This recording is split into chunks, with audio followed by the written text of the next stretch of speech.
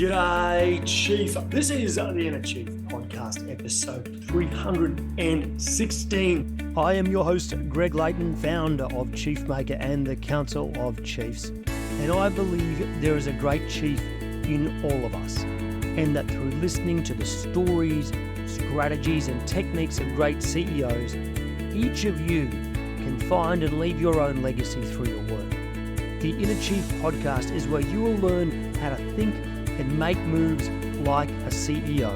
For over a decade, I've helped CEOs and senior executives around the world boldly lead change, inspire their people, and leave a legacy. So every 2 weeks, I'll bring a deep diving interview with one of these CEOs or another one of a mid to large organisation so you can find your own path to greatness as an executive. Now today, Chief, in our Minisode YouTube video, I'm going to cover toxic high performers, those individuals that cause you all sorts of pain and stress and sleepless nights, the ones that confound your stakeholders and store all kinds of transformation. If you've never been in a senior leadership role and had to deal with one of these, then you are one of the luckiest people alive. So Chief, they're going to come across your plate and you need a strategy and a set of tools for dealing with it.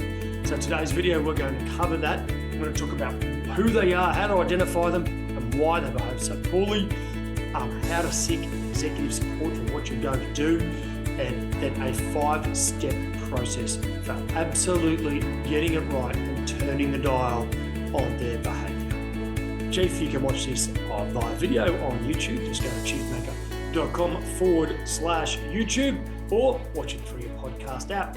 Righto, Chief, let's get into this week's topic on dealing with toxic high performers. G'day, Chief. Welcome to Chiefmaker and this special video on how to deal with toxic high performers. No doubt one of the most stressful and tricky scenarios that executives come across at work all the time. If it hasn't happened in your career yet, I bet it will at some stage. To paint a picture of how tricky this is, I'll tell you a bit of a story about what it was like working with an ASX-listed board and executive team that had a key member of staff that was a government relations executive in an offshore asset. The strategic plan of this business was reliant on this person getting a whole bunch of licenses and things sorted for operations within the country. However, this person was toxic. And I want to really create a clear distinction between toxic and just a bit of a crazy genius. A toxic person or a toxic individual is someone who is obfuscating information, maybe holding information so other people can't get it. They can bully, they can be mean to other people in the business. Really difficult to deal with. They don't reply to your emails, or they just take forever to get things done. And it's like they're building a little fiefdom or a little kingdom within the business of which they are the chief. No one can touch it. They have all the power, so to speak. And they're just not nice to deal with. Right? But very often, and this is the pitfall, the one that the executive team and the board made, was they assumed that this person was indispensable. So this particular story played out over about 4 or 5 months. And every time I was meeting this executive team and board every month, every time we got together, this particular issue just kept coming up and up and up. And the stories across the business grew about how difficult this person was to deal with. It got to a point where the board and executive team were 90% sure this person needed to go. So I was on the call with them, and I said, hey, let's just ask ourselves a question here. Have you ever removed a toxic high performer from role and regretted it? And what was really quite amazing was every single person on the call, all the board members and all the executive team, emphatically said that they have never regretted removing a toxic high performer. In fact, it's the opposite. They can't believe they took so long.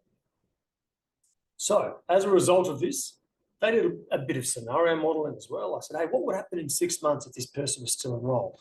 Or 12 months? And that you could feel, you could see it in their eyes, and their gut feel, their intuition was this is not going to work. In 12 months, our business is going to be held back by this person significantly. So they made the move. They removed this person from the role, and guess what happened? Wow. Not only did all the talent in their team start to rise to the top and say, oh, thank God that person's gone, but the government officials who we assumed that this person was indispensable to came and said, thank God that guy's gone now. Thank God for that. Oh, man, he was difficult to deal with. Wow. Unbelievable change. And the business grew and it went through the strategic plan much more effectively. So what we need to be able to do here, Chief, is have this mindset of being bold and thinking mid to long term. What we tend to do is a bit of a pitfall is when we're thinking about toxic high performers, right, we think too short term. We think next month's results, right? We think service levels, suppliers that aren't happy in the short term. You've got to stop that, Chief. Great executives are always thinking mid to long term. And this will be really important for you throughout this process. Look, we cover this in depth in the mini MBA in leading high performance teams, but I just want to also leave you with sort of 5 quick steps that will help you understand and make some moves, Chief. You just can't stall on this, right? So number 1 is really ensure that you've got the broad stakeholder support to make a move. Go and speak to any key executive and say, hey, listen, enough is enough. We're getting some real trouble out of this individual. If we don't make some big moves, and it might cost us them in the business, then we're never going to grow beyond where we are. Okay? Think about that, Chief. Will the business, is it actually being held back by this person overall? Okay, Chief, number 2. Now you've got some stakeholder support to make a move. What we have to do is get some alternative options. Just quickly scan the team, look for any high performers that are maybe being a bit crushed and held down, and also scan the market externally and look for some potential high performers to come into business that aren't so toxic. So stakeholder support, 2 seek alternatives. Now we go through the old coach, counsel, shoot kind of process. Coach with an open mindset, Chief. You've really got to be thinking that there is growth possible in this individual. Go into the coaching process, and in that process, seek to help them understand that their behavior is career limiting, it's hurting their reputation and holding the business back, right? So you go through a coaching process. If you need HR in the room at the very beginning, do that. But the key outcome of any initial coaching meeting is that they understand their behavior that has been going on cannot continue. Make sure you give that to them in writing afterwards and say, hey, we're going to meet again in 2 weeks' time, and in 2 weeks, we're going to talk about how you've improved the things you have done to make the whole culture and the behavior, or the culture improve and the bad behavior disappear. So we coach, then we counsel. You only go to counsel if the person doesn't improve. If the person improves, you keep coaching them. And then you might get not a toxic high performer, but really a thriving high performer. And that would be the ultimate without having to go through any sort of recruitment process as well, right? So, but if that doesn't happen, go to counsel. And counsel is a very, very clear message that if the behavior continues, they're going to be exited from the business, right? Coach, counsel. The behavior that you showed last week, that we spoke about, that we said must stop, that you agreed would stop, hasn't changed. So this isn't a warning. This is a warning. I'm sending you something in writing now. If this doesn't prove in the next few weeks, we're going to have to remove you from role.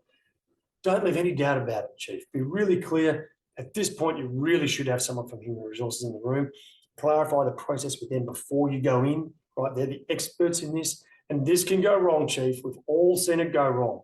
So be prepared, dot your I's, cross your T's, know the process you're going to follow, right? And then if they don't improve and you can't get them back to coaching, then it's the shoot, the remove from role. And that's a very clear and simple meeting where you simply say, hey, we coached you, said you needed to make these changes. You committed to those changes, you didn't make them. Then we said, hey, listen, final warning, if you don't make any more changes, we're going to have to remove you from role. You haven't made those changes, guess what? Thanks for your time. Thanks for everything, and allow them to leave with some level of dignity once again, get the HR people involved on this, Chief. They are the experts and know all the ins and outs, right? Remember, this is always about how do you improve the lives and the work of everyone in the team. We can get too focused in this moment on the pain one person might feel. Now, I remember doing this exact process back when I was working in a leadership role, and I removed someone from role, went through this exact process, and in the end, she decided, she self-selected to leave the business. And while I remember it being quite emotional, difficult for me at the time, it certainly was for her as well, we maintained respect and dignity and agreed to go separate ways. Now, I ran into her about 3 months later I remember on the footpath outside the business I was working for. And I said, hey, how you going? You know, like, are you all right? And she goes, I'm loving my new job. And I thought, wow, because in the end, you know what? She wasn't that happy. The reason she was becoming a little bit toxic in the business is because she was a bit worried on the inside about her own performance. Okay, Chief. So always take action here. And I guarantee you, when you remove that person, there'll be some absolute stars waiting to grow. The whole business will probably remove a bottleneck in its strategy, right? And everyone will be much happier, including the person that you remove from the role. So, Chief, that is a quick process in how to deal with toxic high performers. Now, we do this in depth on the Chief Maker Mini MBA. If that's of interest, go to chiefmaker.com/mini MBA. Righto, Chief, as always, remember to stay epic. Chief, all the show notes can be found at chiefmaker.com/316. Chief, one of the core skills of all great chiefs is the ability to interview and recruit the very best performers to your team.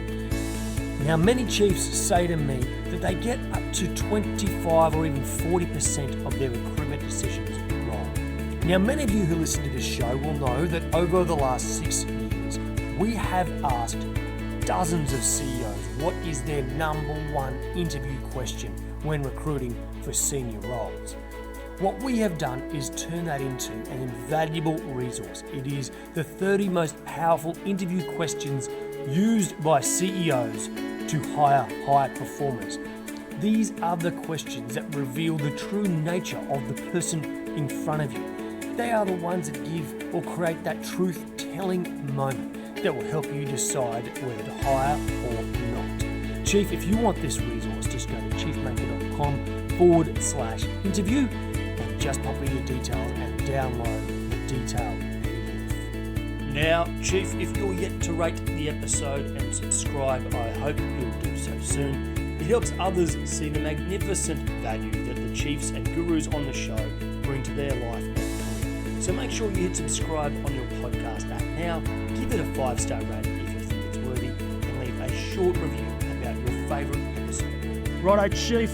As always, remember to stay happy.